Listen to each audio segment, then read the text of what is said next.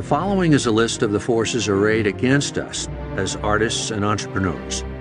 1. Resistance, i.e. fear, self-doubt, procrastination, addiction, distraction, timidity, ego and narcissism, self-loathing, perfectionism, etc. 2. Rational thought. 3. Friends and family. Resistance. What exactly is this monster? The following is a list in no particular order of those activities that most commonly elicit resistance. 1. The pursuit of any calling in writing, painting, music, film, dance, or any creative art, however marginal or unconventional. 2. The launching of any entrepreneurial venture or enterprise, for profit or otherwise. 3. Any diet or health regimen. 4. Any program of spiritual advancement. 5. Any activity whose aim is the acquisition of chiseled abdominals. 6.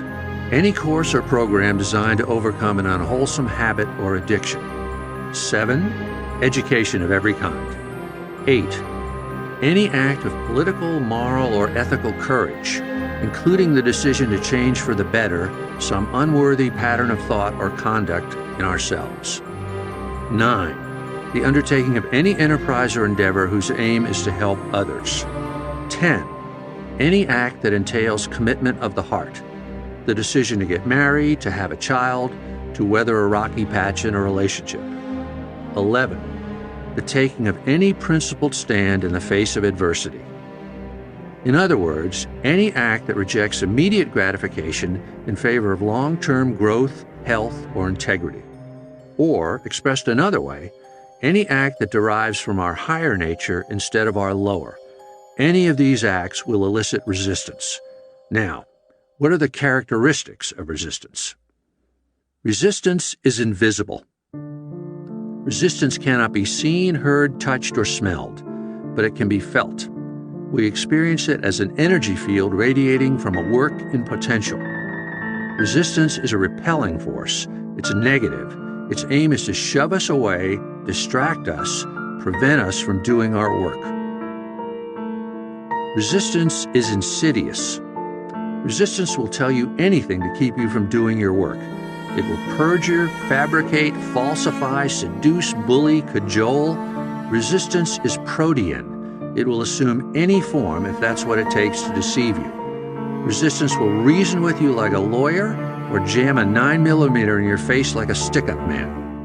Resistance has no conscience. It will pledge anything to get a deal, then double-cross you as soon as your back is turned. If you take resistance at its word, you deserve everything you get. Resistance is always lying and always full of shit. Resistance is impersonal.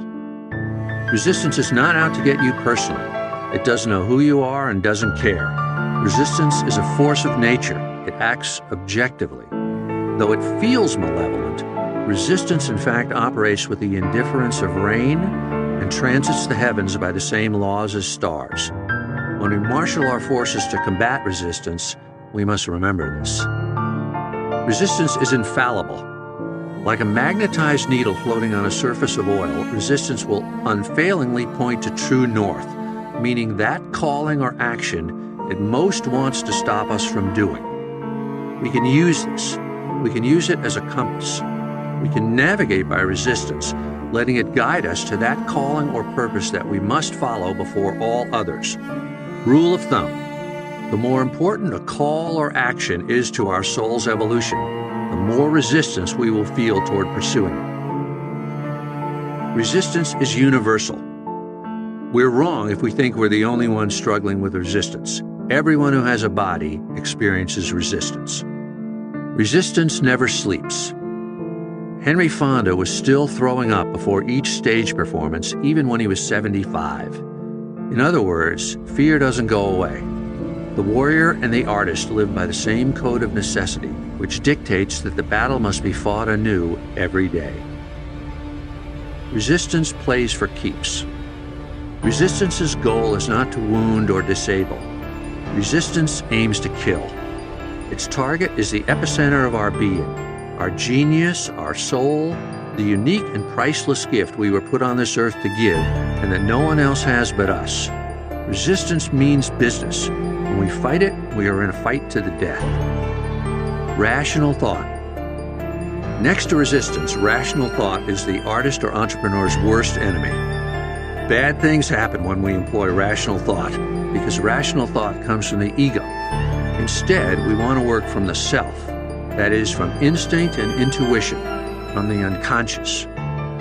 Homer began both the Iliad and the Odyssey with a prayer to the Muse. The Greeks' greatest poet understood that genius did not reside within his fallible, mortal self, but came to him instead from some source that he could neither command nor control, only invoke. When an artist says, "Trust the soup," she means let go of the need to control, which we can't do anyway, and put your faith instead in the source, the mystery, the quantum soup. The deeper the source we work from, the better our stuff will be, and the more transformative it will be for us and for those we share it with. Friends and family.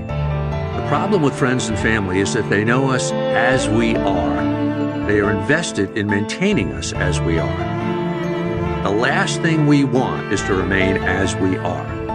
If you're listening to this book, it's because you sense inside you a second self, an unlived you. With some exceptions, God bless them, friends and family are the enemy of this unmanifested you, this unborn self, this future being. Prepare yourself to make new friends. They will appear, trust me. Our allies. Enough for now about the antagonists arrayed against us. Let's consider the champions on our side. 1. Stupidity. 2. Stubbornness. 3. Blind faith. 4. Passion. 5. Assistance, which is the opposite of resistance. 6. Friends and family. Stay stupid. The 3 dumbest guys I can think of: Charles Lindbergh, Steve Jobs, Winston Churchill. Why?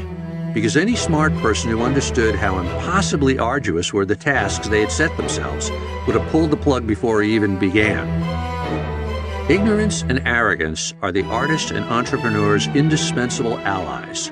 She must be clueless enough to have no idea how difficult her enterprise is going to be, and cocky enough to believe she can pull it off anyway. How do we achieve this state of mind? By staying stupid, by not allowing ourselves to think. A child has no trouble believing the unbelievable, nor does the genius or the madman. It's only you and I, with our big brains and our tiny hearts, who doubt and overthink and hesitate. Don't think, act. We can always revise and revisit once we've acted, but we can accomplish nothing until we act. Be stubborn. Once we commit to action, the worst thing we can do is stop. What will keep us from stopping? Plain old stubbornness.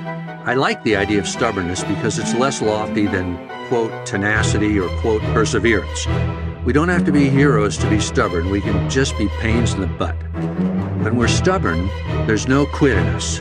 We're mean, we're mulish, we're ornery. We're in till the finish. We will sink our junkyard dog teeth into resistance's ass and not let go no matter how hard he kicks. Blind faith. Is there a spiritual element to creativity? Hell yes. Our mightiest ally, our indispensable ally, is belief in something we cannot see, hear, touch, taste, or feel. Resistance wants to rattle that faith. Resistance wants to destroy it. There's an exercise that Patricia Ryan Madsen describes in her wonderful book, Improv Wisdom. Miss Madsen taught improvisational theater at Stanford to standing room only classes for 20 years. Here's the exercise. Imagine a box with a lid. Hold the box in your hand. Now open it. What's inside? It might be a frog, a silk scarf, a gold coin of Persia. But here's the trick. No matter how many times you open the box, there is always something in it. Ask me my religion, that's it. I believe with unshakable faith that there will always be something in the box. Passion. Picasso painted with passion, Mozart composed with it, a child plays with it all day long. You may think that you've lost your passion, or that you can't identify it, or that you have so much of it threatens to overwhelm you. None of these is true. Fear saps passion. When we conquer our fears, we discover a boundless, bottomless, inexhaustible well of passion. Assistance. We'll come back to this later. Suffice it to say for now that as resistance is the shadow, its opposite, assistance, is the sun. Friends and family. When art and inspiration and success and fame and money have come and gone, who still loves us and whom do we love? Only two things will remain with us across the river: our inhering genius and the hearts we love. In other words, what we do and whom we do it for. But enough theory. In the next chapter, we'll start our novel, kick off our new business, launch our philanthropic enterprise. First question: when is the best time to start? 1. Beginning. Start before you're ready. Don't prepare, begin. Remember, our enemy is not lack of preparation. It's not the difficulty of the project, or the state of the marketplace, or the emptiness of our bank account. The enemy is resistance. The enemy is our chattering brain, which, if we give it so much as a nanosecond, will start producing excuses, alibis, transparent self-justifications, and a million reasons why we can't, shouldn't, won't do what we know we need to do. Start before you're ready. Good things happen when we start before we're ready. For one thing, we show huevos. Our blood heats up. Courage begets more courage. The gods, witnessing our boldness, look on in approval. W. H. Murray said the following: "Until one is committed, there is hesitancy, the chance to draw back, always ineffectiveness. Concerning all acts of initiative and creation, there is one elementary truth, the ignorance of which kills countless ideas and splendid plans: that the moment one definitely commits oneself, then providence moves too. A whole stream of events issues from the decision, raising in one's favor all manner of unforeseen incidents and meetings and material assistance, which no man could have dreamed would have come his way. I have learned a deep respect for one of Goethe's couplets, quote, 'Whatever you can do or dream you can, begin it. Boldness has genius, power, and magic in it,' unquote. Begin it now." A research diet. Before we begin, you want to do research? I'm putting you on a diet. You're allowed to read 3 books on your subject, no more. No underlining, no highlighting, no thinking or talking about the documents later. Let the ideas percolate. Let the unconscious do its work. Research can become resistance. We want to work, not prepare to work. Later we'll come back and do serious, heavy-duty research. Later, not now. 2 quick thoughts as we begin. 1. Stay primitive. The creative act is primitive. Its principles are of birth and genesis. Babies are born in blood and chaos. Stars and galaxies come into being amid the release of massive primordial cataclysms. Conception occurs at the primal level. I'm not being facetious when I stress throughout this book that it is better to be primitive than to be sophisticated, and better to be stupid than to be smart. The most highly cultured mother gives birth sweating and dislocated and cursing like a sailor. That's the place we inhabit as artists and innovators. It's the place we must become comfortable with. The hospital room may be spotless and sterile, but birth itself will always take place amid chaos, pain, and blood. 2. Swing for the seats. My first job was in advertising in New York. I used to bring ideas to my boss that were so tiny they made him apoplectic. "This idea is the size of a postage stamp," he would tell me. "If it were any more minuscule, I'd need an electron microscope just to see it. Go back to your cubicle and bring me something big." If you and I want to do great stuff, we can't let ourselves work small. A home run swing that results in a strikeout is better than a successful bunt or even a line drive single. Start playing from power. We can always dial it back later. If we don't swing for the seats from the start, we'll never be able to drive a fastball into the upper deck. Lunch with my mentor. Some years ago, I had lunch at Joe Allen's in Manhattan with my mentor, though he would cringe at that word, the writer and documentary maker Norm Stahl. He was making some notes on a pad of yellow, legal-size foolscap paper. He told me something that has saved my bacon more times than I can count. "Steve," he said, "God made a single sheet of yellow foolscap exactly the right length to hold the outline of an entire novel." What did Norm mean by that?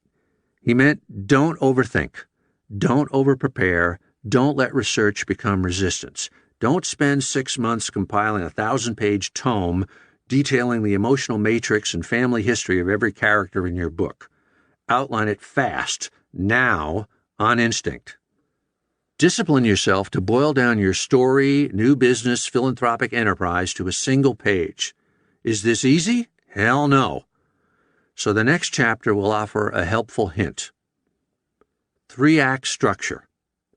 Break the sheet of foolscap into 3 parts: beginning, middle, and end. This is how screenwriters and playwrights work: Act 1, Act 2, Act 3.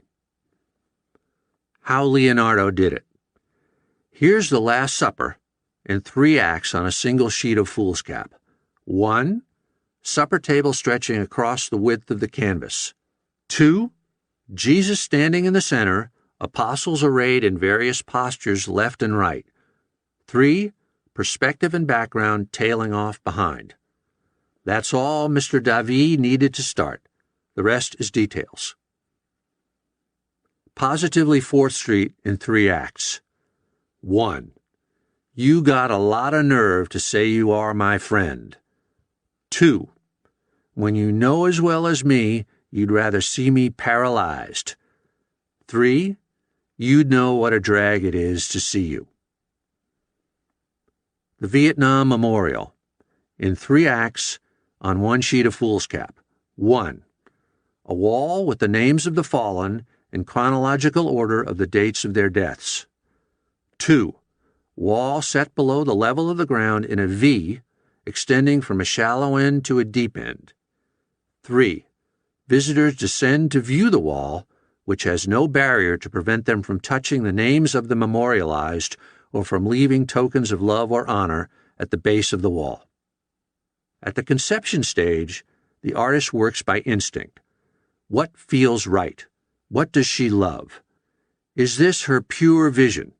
Does it feel so right to her that she can dedicate the next X years of her life to realizing it? Those were the only questions at the start that Maya Lin needed to ask and answer. Did she analyze her design intellectually? No doubt. Did she reflect on the utility of negative space and the power of what's left out? Of course. Did she assess with her intellect which aspects of the design would produce emotion and why? I'm sure she did. But all that is beside the point at this stage. Let the art historians worry about that later. Do you love your idea? Does it feel right on instinct? Are you willing to bleed for it? Facebook in 3 acts. 1. A digital commons upon which anyone who wishes may establish free his or her own personal page. 2. Each page owner determines who is permitted access to his or her page. 3. Thus creating a worldwide community of, quote, friends who can interact with other friends and communicate or share virtually anything they want. That's why they call it rewriting. The old saw says there's no such thing as writing, only rewriting. This is true. Better to have written a lousy ballet than to have composed no ballet at all. Get your idea down on paper. You can always tweak it later. Next question. How do you get it down? Start at the end. Here's a trick that screenwriters use. Work backwards. Begin at the finish. If you're writing a movie, solve the climax first. If you're opening a restaurant, begin with the experience you want the diner to have when she walks in and enjoys a meal. If you're preparing a seduction, determine the state of mind you want the process of romancing to bring your lover to. Figure out where you want to go, then work backwards from there. Yes, you say, but how do I know where I want to go? Answer the question, what is this about? Start with the theme. What is this project about? What is the Eiffel Tower about? What is the space shuttle about? What is nude descending a staircase about? Your movie, your album, your new startup, what is it about? When you know that, you'll know the end state. And when you know the end state, you'll know the steps to take to get there. Moby Dick on a single sheet, working back to front. What is Moby Dick about? It's about the clash between human will and the elemental malice of nature, i.e., in Melville's dark 19th century view, the Old Testament God. So, a monster, a whale, a white whale, because white is even weirder and scarier than whatever color whales normally are. Next, a mortal to challenge the monster. He must be monstrous himself, obsessed, arrogant, monomaniacal, Ahab. Knowing our theme, in other words, what Moby Dick is about, we now know the climax. Ahab harpoons the white whale and duels it to the death. No other climax is possible. Now we have Act 3. We have our end. Next, beginning and middle. We need to set the climax up and load it with maximum emotion and thematic impact. We must, in other words, establish both protagonist and antagonist, make clear to the reader what each of them represents and what their conflict means thematically in the broader scheme of the human and divine condition. So, beginning. Ishmael, our point of view, a human-scale witness to the tragedy. Once we have Ishmael, we have our start and our ultimate finish. After the whale destroys the Pequod and all her crew and drags Ahab to his death in the depths, Ishmael pops up amid the wreckage, the lone survivor to tell the tale. So, end first, then beginning and middle. That's your startup, that's your plan for competing in a triathlon, that's your ballet. But hey, Steve, I thought you said don't think. Okay, let's pause for a moment then and consider the difference between thinking and quote-unquote thinking. Thoughts and chatter. Have you ever meditated? Then you know what it feels like to shift your consciousness to a witnessing mode and to watch thoughts arise, float across your awareness, and then drift away, to be replaced by the next thought and the thought after that. These are not thoughts, they are chatter. I was 30 years old before I had an actual thought. Everything up till then was either what Buddhists call monkey mind, chatter, or the reflexive regurgitation of whatever my parents or teachers said or whatever I saw on the news or read in a book or heard somebody rap about hanging around the street corner. In this book, when I say don't think, what I mean is don't listen to the chatter. Pay no attention to those rambling, disjointed images and notions that drift across the movie screen of your mind. Those are not your thoughts. They are chatter. They are resistance. Chatter is your mother and father's well-intentioned expressions of caution, seeking to shield you from hurting yourself. Chatter is your teacher's equally well-meaning attempts at socialization, training you to follow the rules. Chatter is your friend's regular Joe buddy talk, trying to make you like them and follow the rules of the pack. Chatter is resistance. Its aim is to reconcile you to, quote, the way it is, unquote, to make you exactly like everyone else, to render you amenable to societal order and discipline. Where do our real thoughts come from? How can we access them? From what source does our true, authentic self speak? Answering that is the work you and I will be doing for the rest of our lives. Ready to rock and roll? Okay, we've got our concept, we've got our theme, we know our start, we know where we want to finish, we've got our project in 3 acts on a single sheet of foolscap. Ready to roll? We need only to remember our 3 mantras. 1, stay primitive. 2, trust the soup. 3, swing for the seats. And our final precept, 4, be ready for resistance.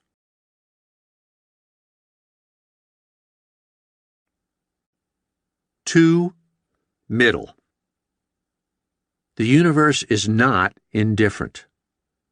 I blame communism, I blame fascism, I blame psychotherapy.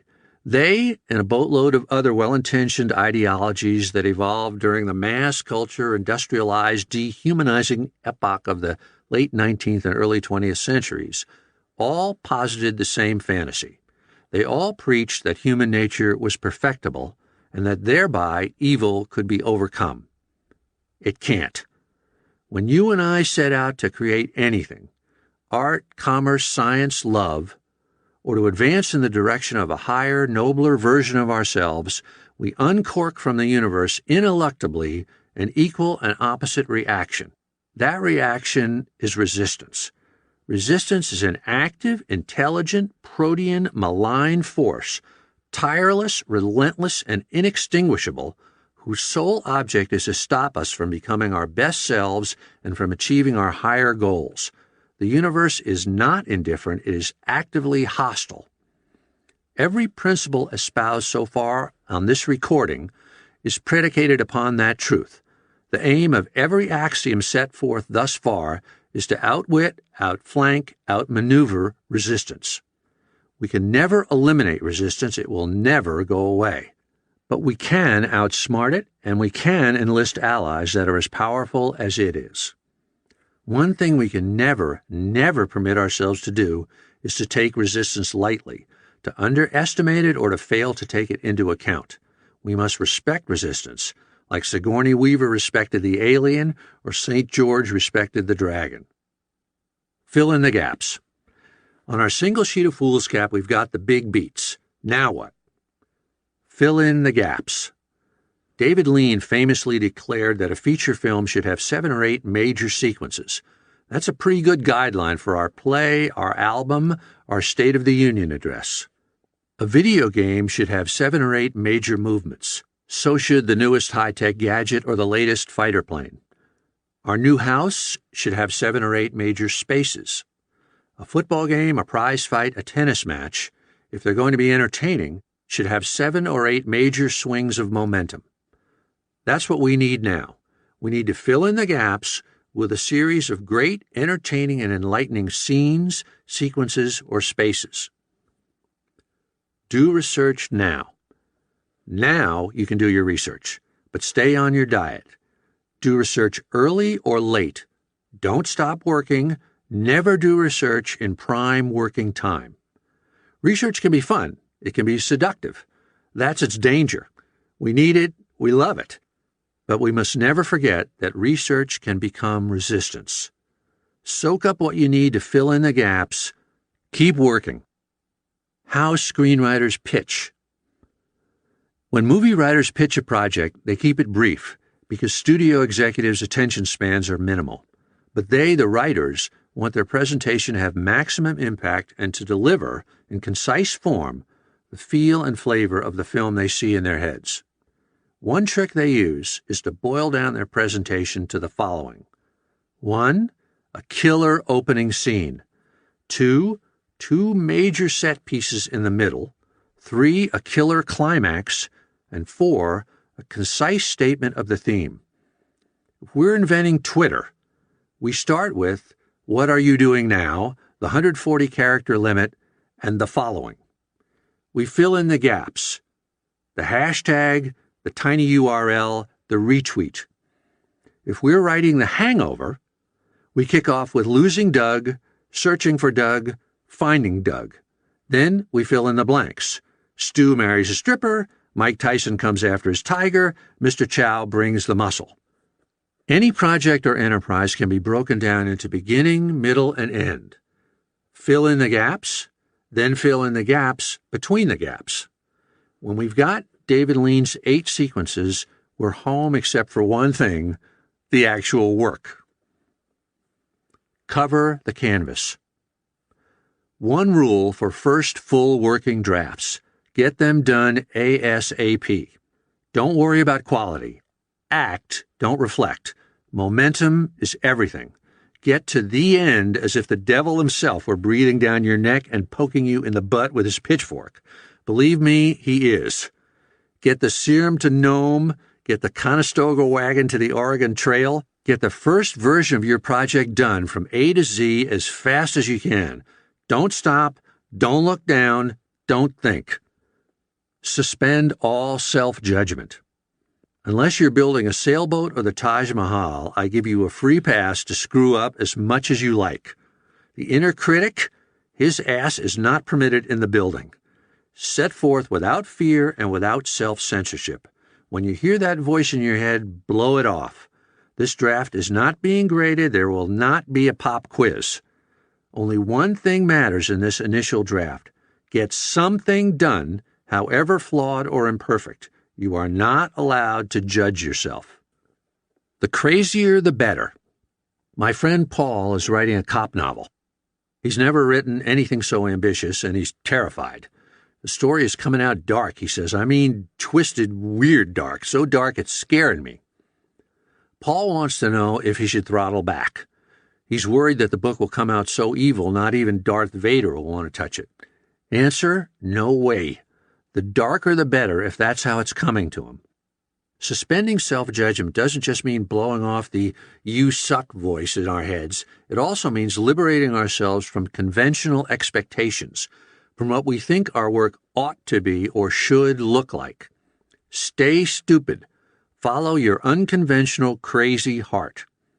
If your notion violates every precept I've set forth in these pages, tell me to go to hell. Do what that voice says. Ideas do not come linearly. Remember when we broke down our concept in a beginning, middle, and end? Rational thought would tempt us to do our work in that order. Wrong. Ideas come according to their own logic. That logic is not rational. It's not linear. We may get the middle before we get the end. We may get the end before we get the beginning. Be ready for this. Don't resist it. Do you have a pocket tape recorder? I do. I keep it with me everywhere. A notepad works too. Why do I record ideas the minute they come to me? Because if I don't, I'll forget them. You will too. Nothing is more fun than turning on the recorder and hearing your own voice telling you a fantastic idea that you had completely forgotten you had. The process. Let's talk about the actual process, the writing, composing, idea generation process. It progresses in two stages, action and reflection. Act, reflect, act, reflect. Never act and reflect at the same time. The definition of action and reflection. In writing, action means putting words on paper. Reflection means evaluating what we have on paper. For this first draft, we'll go light on reflection and heavy on action. Spew. Let her rip, launch into the void, and soar wherever the wind takes you. When we say trust the soup, we mean the muse, the unconscious, the quantum soup. The sailor hoists his canvas, trusting that the wind, which is invisible and which he can neither see nor control, will appear and power him upon his voyage. You and I hoist our canvas to catch ideas. When we say stay stupid, we mean don't self-censor, don't indulge in self-doubt, don't permit self-judgment. Forget rational thought. Play. Play like a child. Why does this purely instinctive, intuitive method work? Because our idea, our song, our ballet, our new Tex-Mex restaurant, is smarter than we are. Our job is not to control our idea. Our job is to figure out what our idea is and wants to be, and then bring it into being. The song we're composing already exists in potential. Our work is to find it. Can we hear it in our head? It exists like a signal coming from a faraway radio tower.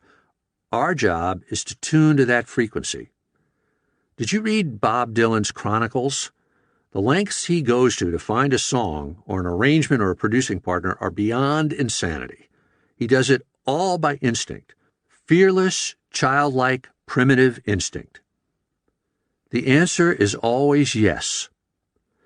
When an idea pops into our head and we think, no, this is too crazy, that's the idea we want. When we think, this notion is completely off the wall, should I even take the time to work on this? The answer is yes. Never doubt the soup. Never say no. The answer is always yes. The opposite of resistance.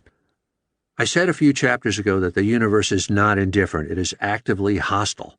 This is true. But behind every law of nature stands an equal and opposite law. The universe is also actively benevolent. You should be feeling this now. You should be feeling a tailwind. The opposite of resistance is assistance. A work in progress generates its own energy field. You, the artist or entrepreneur, are pouring love into the work. You are suffusing it with passion and intention and hope. This is serious juju. The universe responds to this. It has no choice.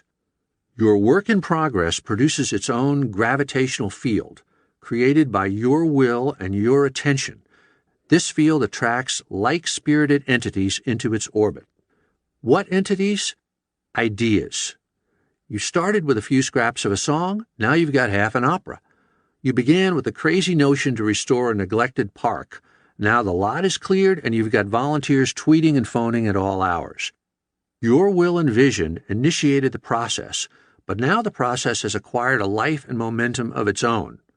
The unindifferent universe has stepped in to counter resistance. It has introduced a positive opposing force. Assistance is the universal, immutable force of creative manifestation, whose role since the Big Bang has been to translate potential into being, to convert dreams into reality. Keep working. Stephen King has confessed that he works every day. 4th of July, his birthday, Christmas. I love that. Particularly at this stage, what Seth Godin calls thrashing, a very evocative term. Momentum is everything. Keep it going. How much time can you spare each day? For that interval, close the door, and short of a family emergency or the outbreak of World War III, don't let anybody in. Keep working, keep working, keep working. Keep working, part 2. Sometimes on Wednesday I'll read something that I wrote on Tuesday and I'll think, this is crap, I hate it, and I hate myself. Then I'll reread the identical passage on Thursday. To my astonishment, it has become brilliant overnight. Ignore false negatives, ignore false positives. Both are resistance. Keep working. Keep working, part 3. Did I forget to say? Keep working. Act, reflect, part 2. Until now, our motto has been act, don't reflect. Now we revisit that notion. Now that we're rolling, we can start engaging the left brain as well as the right. Act, then reflect. Act, then reflect. Here's how I do it. At least twice a week, I pause in the rush of work and have a meeting with myself. If I were part of a team, I'd call it a team meeting. And I ask myself again of the project, what is this damn thing about? Keep refining your understanding of the theme. Keep narrowing that down. The theme is the thorniest nut of any creative endeavor and the one that evokes the fiercest resistance. It is pure hell to answer this question. More books, movies, new businesses, etc. get screwed up, or rather screw themselves up, due to failure to confront and solve this issue than for any other reason. It is make or break, do or die. Paddy Chayefsky famously said, as soon as I figure out the theme of my play, I write it down on a thin strip of paper and scotch tape it to the front of my typewriter. After that, nothing goes into the play that isn't on theme. Have that meeting twice a week. Pause and reflect. What is this project about? What is its theme? Is every element serving that theme? Fill in the gaps, part 2. Ask yourself, what's missing? Then fill that gap. What's missing in the menu of your new restaurant? What have we left out in planning our youth center in the slums of Sao Paulo? Did you ever see the movie True Confessions starring Robert Duvall and Robert De Niro? The story is set in 1940s Los Angeles. De Niro is a rising star Monsignor for the L.A. Diocese. Duvall plays his brother, a homicide detective investigating a Black Dahlia-type murder. The script was great, the direction was tremendous, but in mid-shoot, De Niro's instincts told him that something was missing. The audience had seen his character wheeling and dealing on behalf of the church, hosting big-money fundraisers, getting schools built, playing golf with L.A. heavyweights. De Niro went to Yulu Grossbard, the director, and asked for a scene where the audience gets to see where his character sleeps. Sounds crazy, doesn't it? The result was a simple sequence without dialogue of De Niro's Monsignor returning home in the evening to the dormitory, a former mansion he shares with other senior priests of the diocese. He mounts the stairs alone, enters a room so bare it contains nothing but a bed, a chair, and an armoire, all looking like they came from the Goodwill store. De Niro's character takes off the cardigan sweater he is wearing and hangs it on a wire hanger in the armoire, which contains only one other shirt and a single pair of trousers. Then he sits on the bed. That's it. But in that one moment, we, the audience, see the character's entire life. Ask yourself what's missing, then fill that void. Now we're rolling. We're weeks into the project now. Good things are happening. We've established habit and rhythm. We've achieved momentum. Ideas are flowing. Our movie, our new business, our passage to freedom from addiction has acquired gravitational mass. It possesses energy. Its field produces attraction. The law of self-ordering has kicked in. Despite all our self-doubt, the project is rounding into shape. It's becoming itself. People are responding to us differently. We're making new friends. Our feet are under us. We're starting to feel professional. We're beginning to feel as if we know a secret that nobody else does, or rather that we've somehow become part of a select society. Other members recognize us and encourage us. Unsolicited, they proffer assistance, and their aid, unfailingly, is exactly what we've needed. Best of all, we're having fun.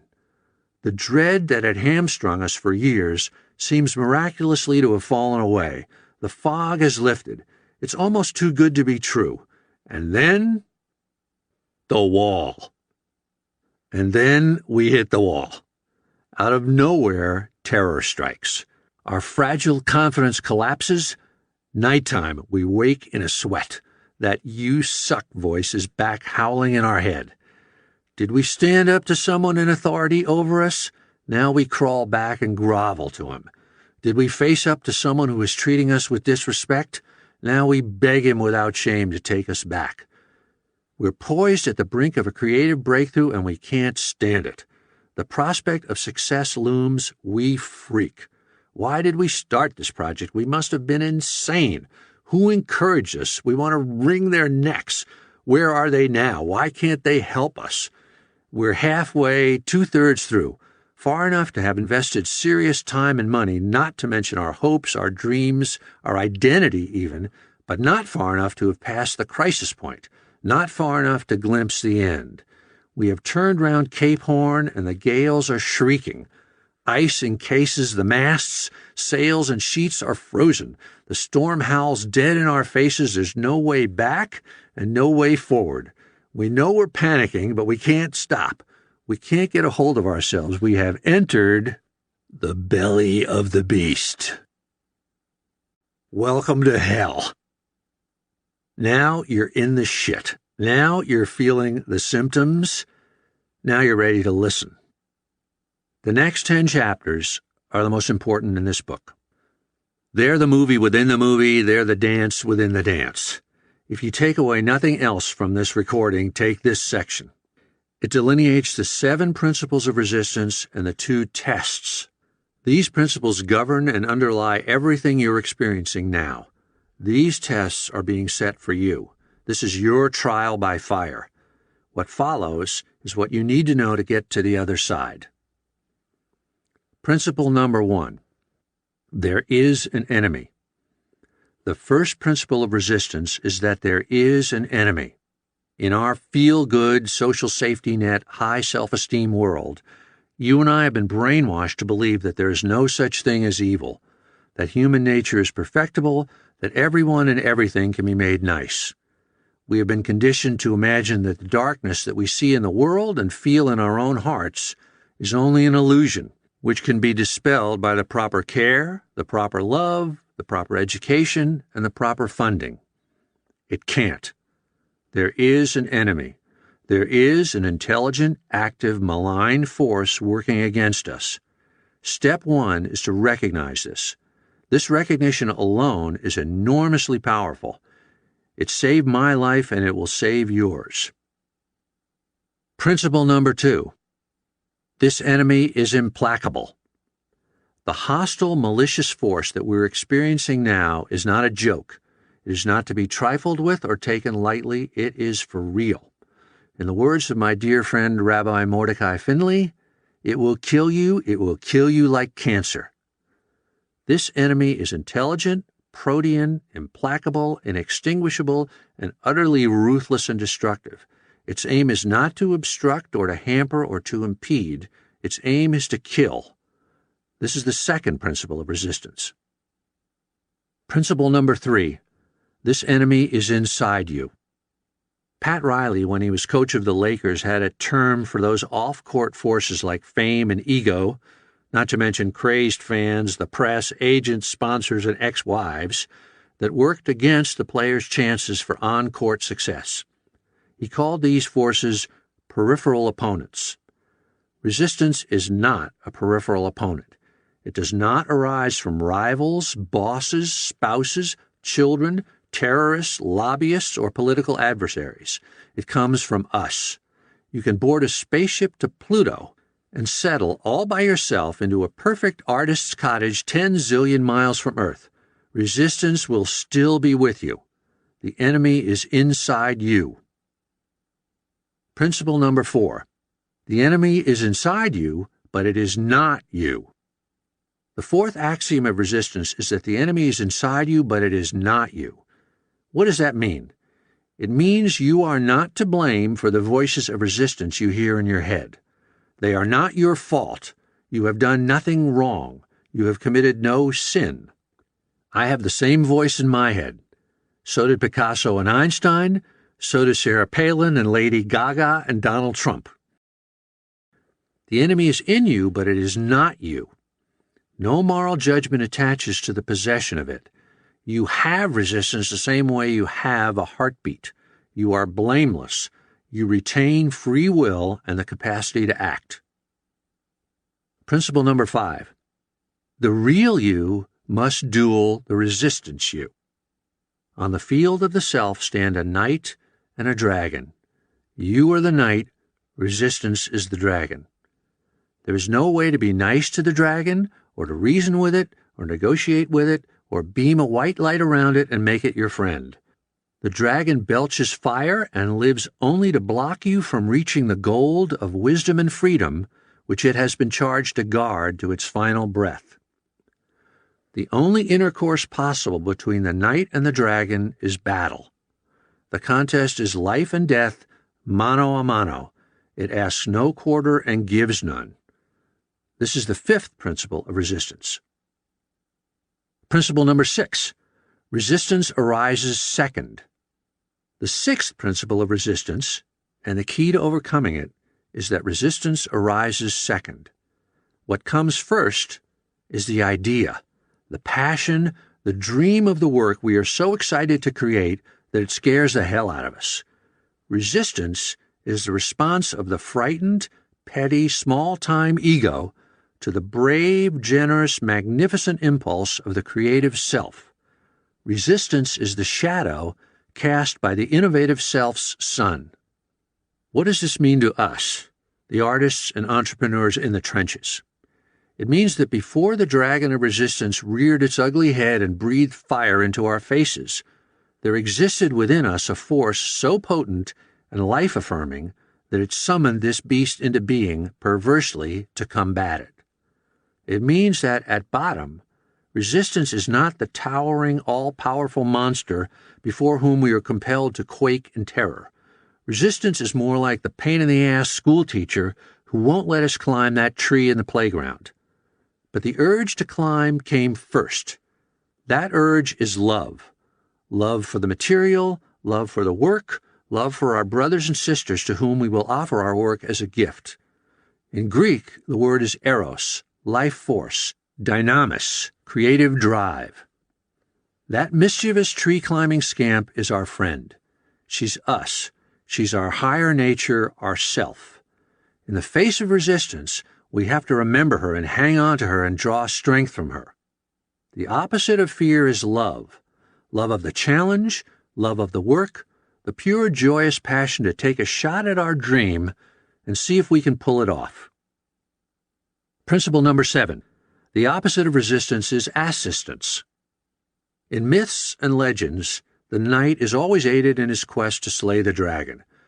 Providence brings forth a champion whose role is to assist the hero. Theseus had Ariadne when he fought the Minotaur. Jason had Medea when he went after the Golden Fleece. Odysseus had the goddess Athena to guide him home. In Native American myths, our totemic ally is often an animal, a magic raven, say, or a talking coyote. In Norse myths, an old crone sometimes assists the hero. In African legends, it's often a bird.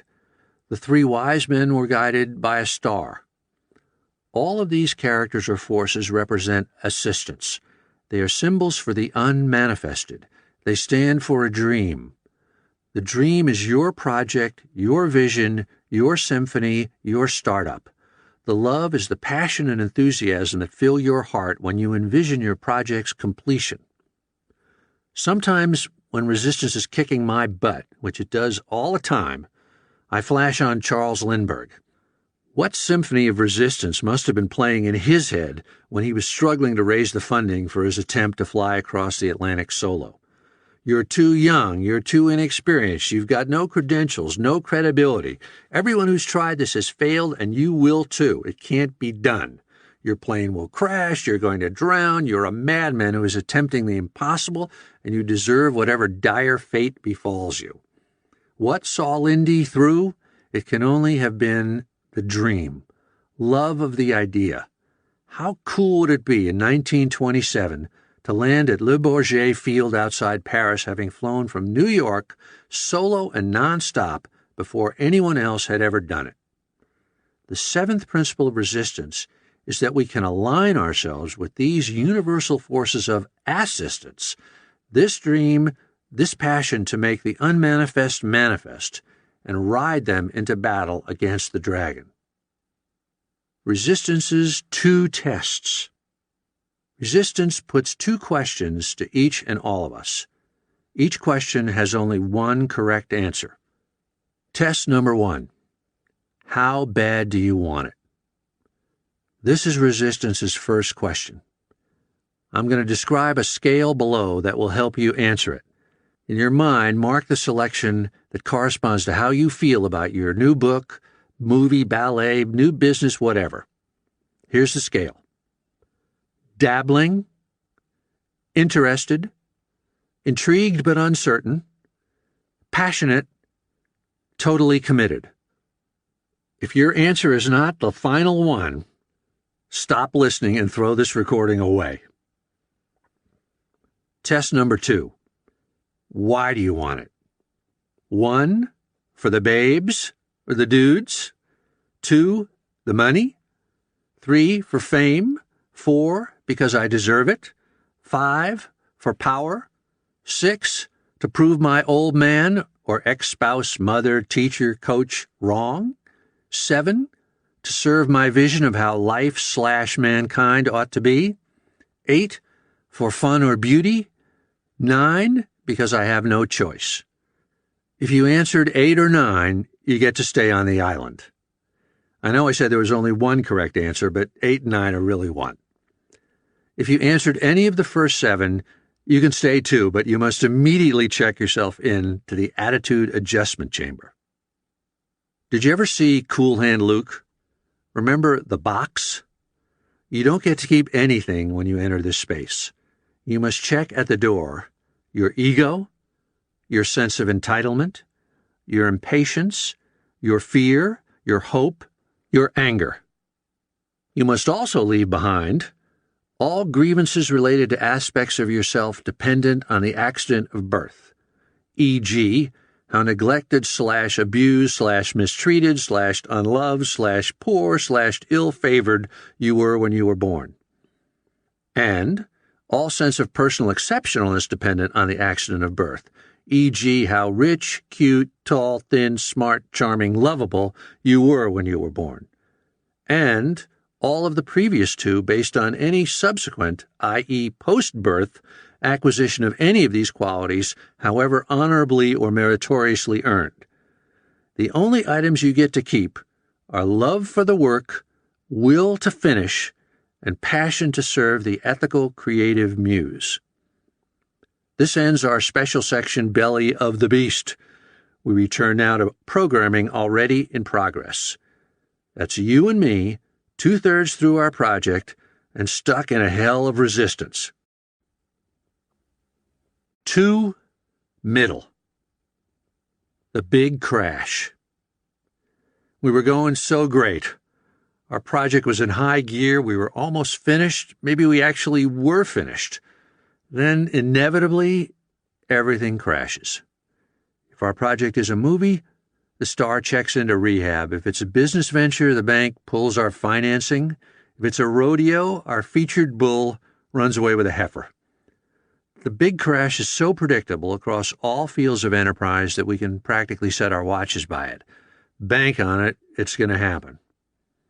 The worst part of the big crash is that nothing can prepare us for it. Why?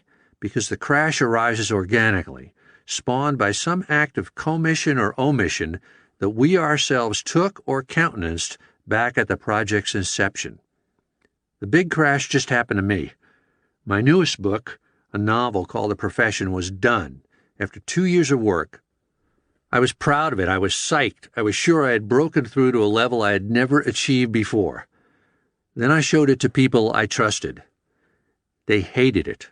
Let me rephrase that. They hated it. The worst part is they were right. The book didn't work, its concept was flawed, and the flaw was fatal. I'd love to report that I rallied at once and whipped that sucker into shape in a matter of days. Unfortunately, what happened was that I crashed just like the book. I went into an emotional tailspin. I was lost. I was floundering. Ringing the bell. Navy SEAL training puts its candidates through probably the most intense physical ordeal in the U.S. military. The reason is they're trying to break you. SEAL trainers want to see if the candidate will crack. Better that the aspiring warrior fails here at Coronado Island in San Diego than someplace where a real wartime mission and real lives are at stake. In SEAL training, they have a bell. When the candidate can't take the agony any longer, the 6-mile ocean swims or the 15-mile full-load runs or the physical and mental ordeals on no sleep and no food, when he's had enough and he's ready to quit, he walks up and rings the bell. That's it. It's over. He has dropped out. You and I have a bell hanging over us, too, here in the belly of the beast. Will we ring it? There's a difference between Navy SEAL training and what you and I are facing now. Our ordeal is harder because we're alone. We've got no trainers over us shouting in our ears or kicking our butts to keep us going. We've got no friends, no fellow sufferers, no externally imposed structure. No one's feeding us, housing us, or clothing us. We have no objective milestones or points of validation. We can't tell whether we're doing great or falling on our faces. When we finish, if we do, no one will be waiting to congratulate us. We'll get no champagne, no beach party, no diploma, no insignia. The battle we're fighting, we can't explain to anybody, or share with anybody, or call in anybody to help. The only thing we have in common with the SEAL candidates is the bell. Will we ring it, or won't we? Crashes are good. Crashes are hell, but in the end they're good for us. A crash means we have failed. We gave it everything we had, and we came up short. A crash does not mean we are losers. A crash means we have to grow. A crash means we're at the threshold of learning something, which means we're getting better. We're acquiring the wisdom of our craft. A crash compels us to figure out what works and what doesn't work, and to understand the difference. We got ourselves into this mess by mistakes we made at the start.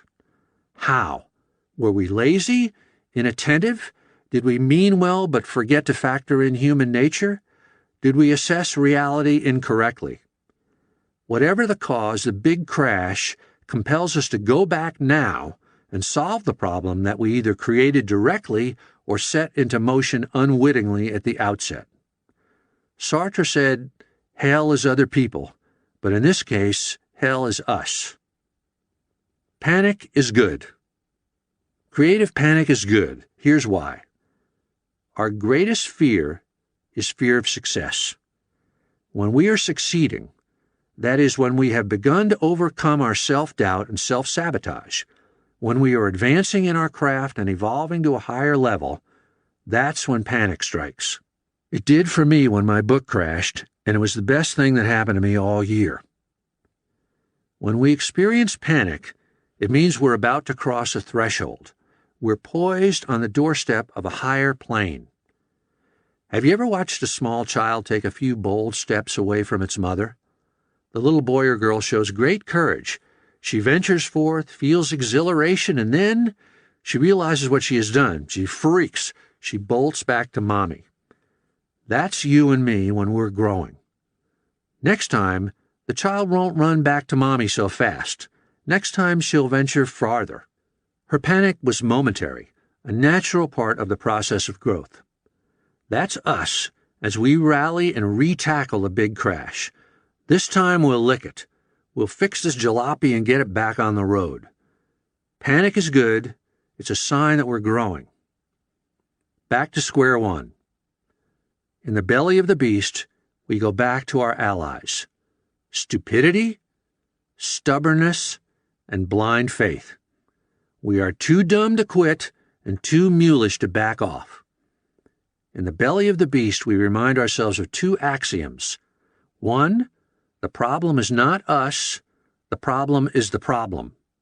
Two, work the problem. The problem is the problem. A professional does not take success or failure personally. That's priority number one for us now.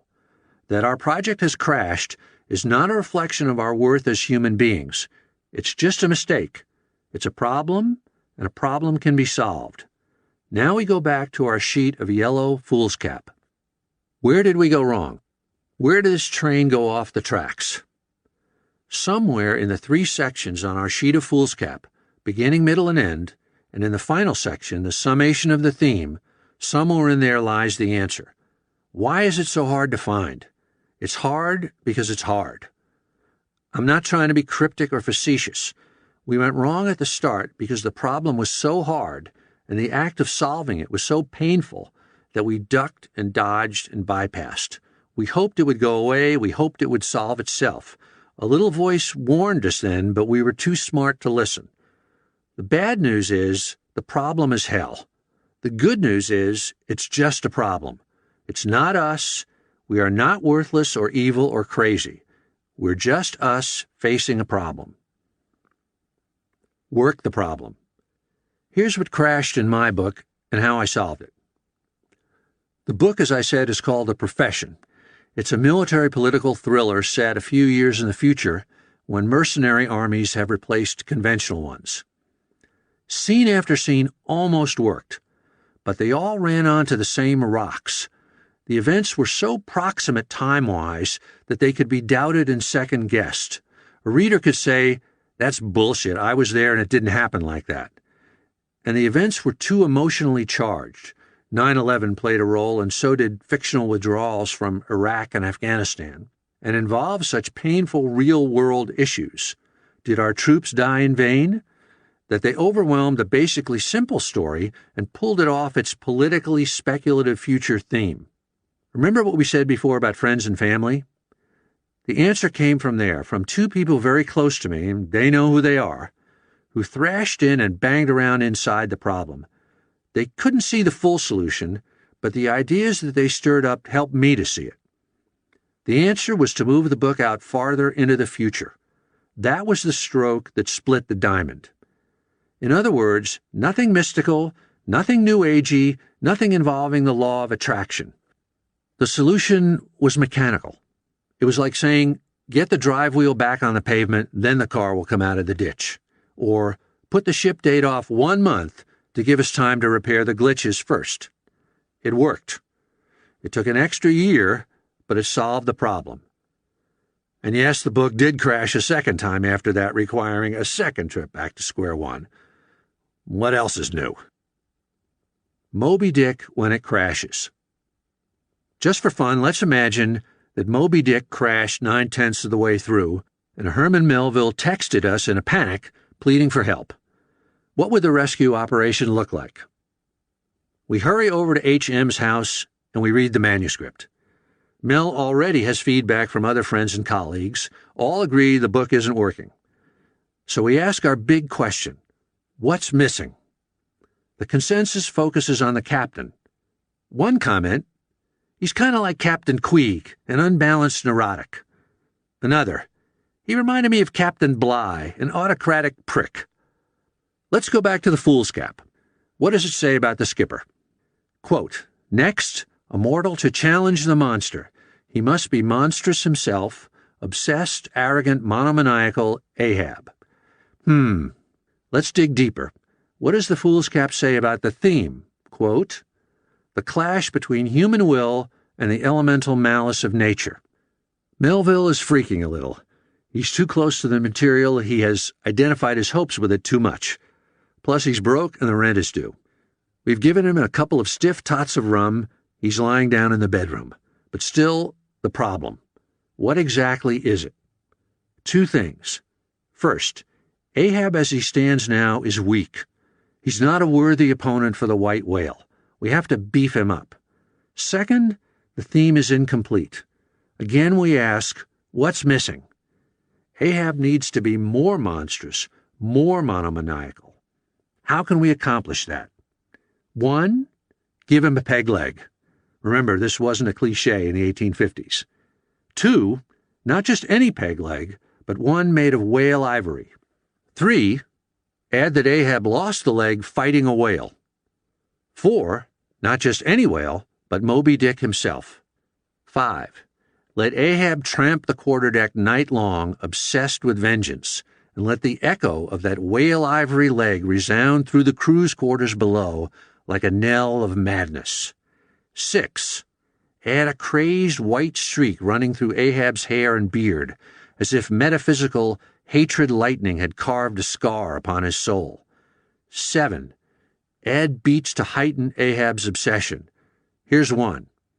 When the Pequod passes another whaling vessel, the Rachel, which has just seen and fought Moby Dick and lost beloved members of the crew, including the captain's son, for whom they're searching now, let Ahab spurn all appeals for help and drive his own ship faster in pursuit of the white whale. 8, let Ahab renounce his whaling contract and denounce the for-profit nature of the voyage.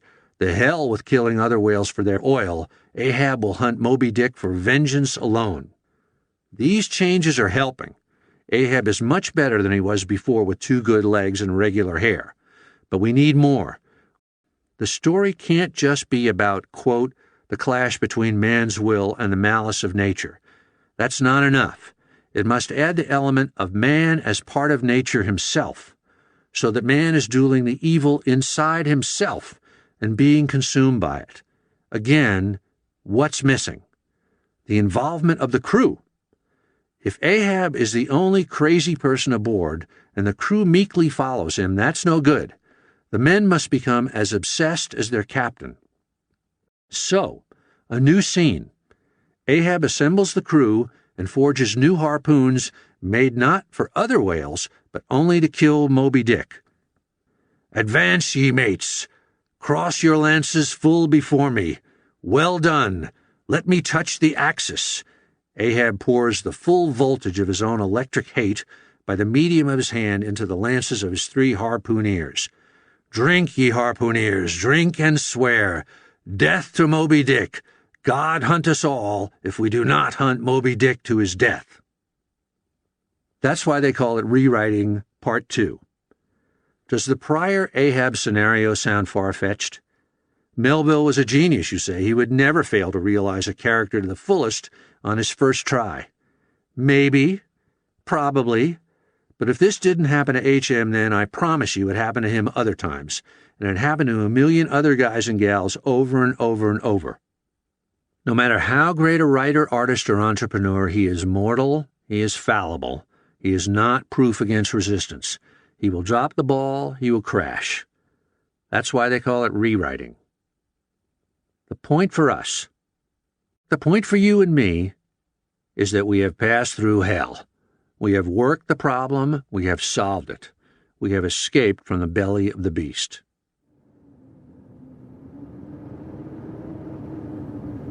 Three, end. Killer instinct. Why does Seth Godin place so much emphasis on shipping? Because finishing is the critical part of any project. If we can't finish, all our work is for nothing. When we ship, we declare our stuff ready for prime time. We pack it in a FedEx box and send it out into the world. Our movie hits the screens, our smartphone arrives in the stores, our musical opens on Broadway. It takes balls of steel to ship. Here's a true nugget from the War of Art. I had a good friend who had labored for years and had produced an excellent and deeply personal novel. It was done, he had it in its mailing box, complete with cover letter to his agent, but he couldn't make himself send it off. Fear of rejection unmanned him. Shipping is not for the squeamish or the faint of heart. It requires killer instinct.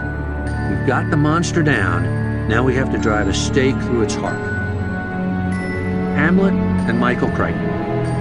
How hard is it to finish something? The greatest drama in the English language was written on this very subject. Hamlet knows he must kill his uncle for murdering his father, but then he starts to think, and the next thing you know, the poor prince is so self-befuddled, he's ready to waste himself with a bare bodkin. Thus conscience doth make cowards of us all, and thus the native hue of resolution is sicklied o'er with the pale cast of thought, and enterprises of great pitch and moment with disregard their currents turn awry and lose the name of action. When Michael Crichton approached the end of a novel, so I've read, he used to start getting up earlier and earlier in the morning. He was desperate to keep his mojo going. He'd get up at 6, then 5, then 3:30 and 2:30 until he was driving his wife insane. Finally, he had to move out of the house. He checked into a hotel, Kona Village, which ain't so bad, and worked around the clock till he'd finished the book. Michael Crichton was a pro. He knew that resistance was strongest at the finish. He did what he had to do, no matter how nutty or unorthodox, to finish and be ready to ship. Fear of success. I've never read anything better on the subject than this from Marianne Williamson. Our deepest fear is not that we are inadequate. Our deepest fear is that we are powerful beyond measure. It is our light, not our darkness, that most frightens us. We ask ourselves, who am I to be brilliant, gorgeous, talented, fabulous? Actually, who are you not to be? You are a child of God. Your playing small does not serve the world. There is nothing enlightened about shrinking so that other people won't feel insecure about you. We are all meant to shine as children. We were born to make manifest the glory of God that is within us. It's not just in some of us, it's in everyone. And as we let our own light shine, we unconsciously give other people permission to do the same. As we are liberated from our own fear, our presence automatically liberates others. Heaven and books about heaven. Have you seen this great New Yorker cartoon? A perplexed person stands before two doors.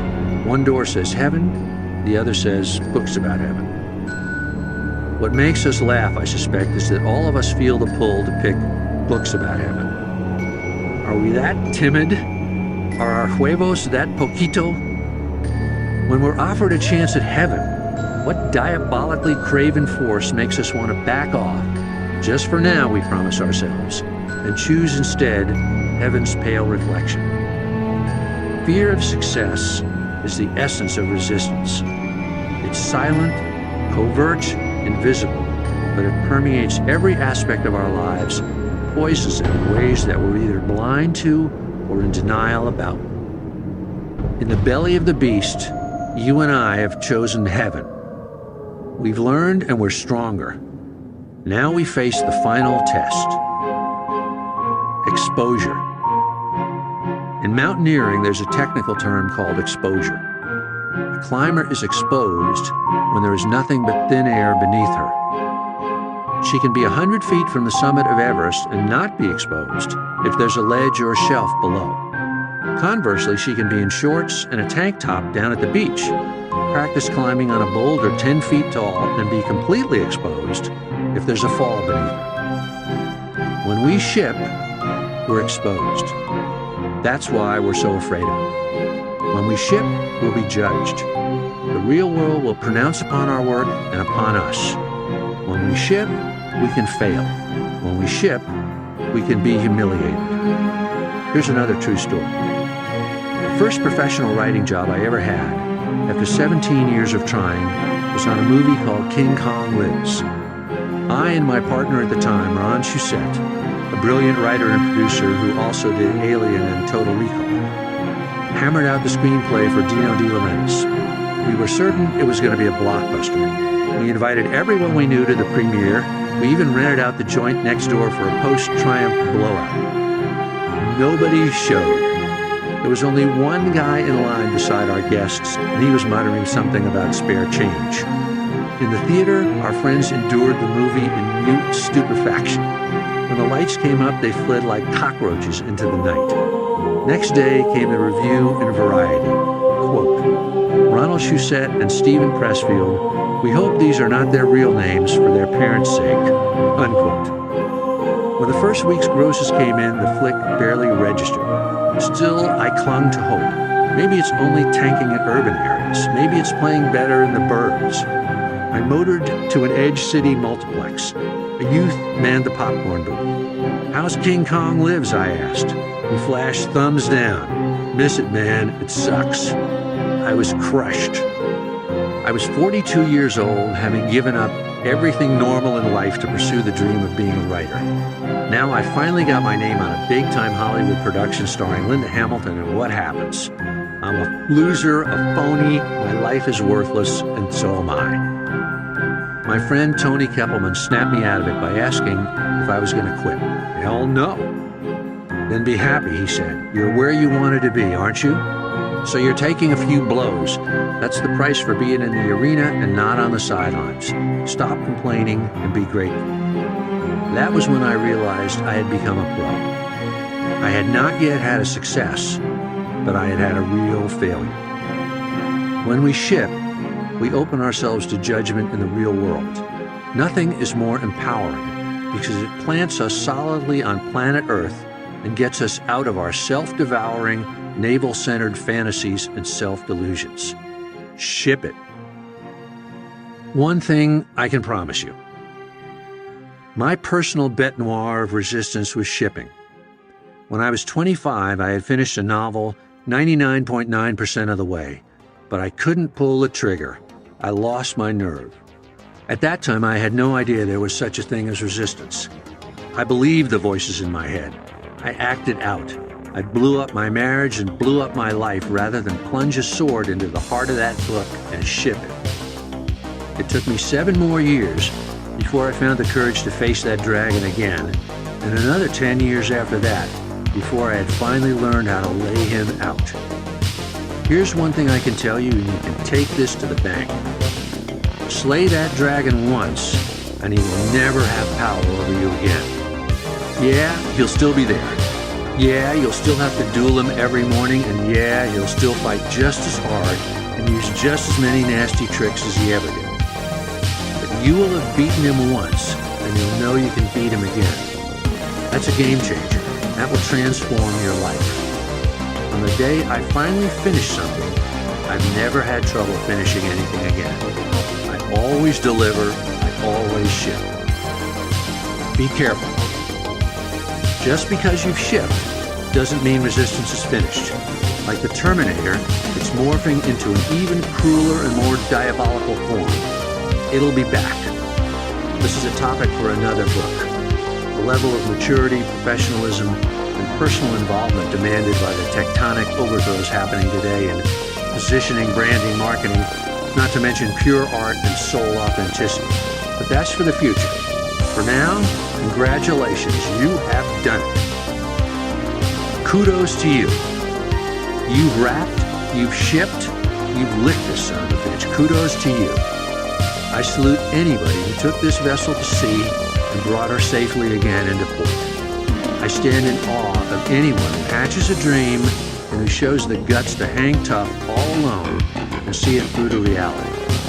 I tip my hat to you for what you've done, for losing 40 pounds, for kicking crack cocaine, for surviving the loss of someone you love, for facing any kind of adversity, internal or external, and slogging through.